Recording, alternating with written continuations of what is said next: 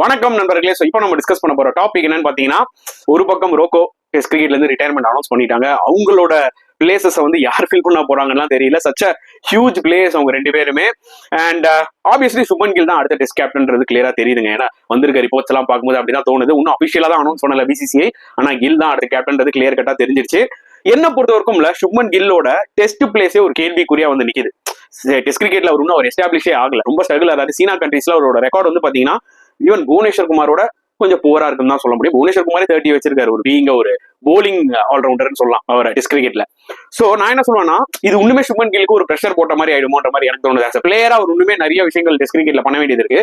Maybe options இருக்கு. Fund இருக்காரு, ராகுல் இருக்காரு. நான் அதெல்லாம் கண்டிப்பா KL ராகுல் கொடுத்திருப்பேன். இந்த 2 இயர் சைக்கிள்ல KL ராகுல் கேப்டன் பண்ணிருக்கலாம். சோ அதுக்குள்ள சுப்மன் கில் வந்து பாத்தீங்கன்னா ஓரளவுக்கு அவரோட டெஸ்ட் கிரிக்கெட் ஃபார்மும் சரி, கேப்டன்ஷிப்பும் வைஸ் கேப்டனா இருந்து நிறைய விஷயங்களை கத்து 2027 மேல அவர் கேப்டன் பண்ணிருக்கலாம். ரொம்ப ஏர்லியரா கொடுத்துட்டாங்களோன்ற மாதிரி என்னோட ஒரு ஃபீல்.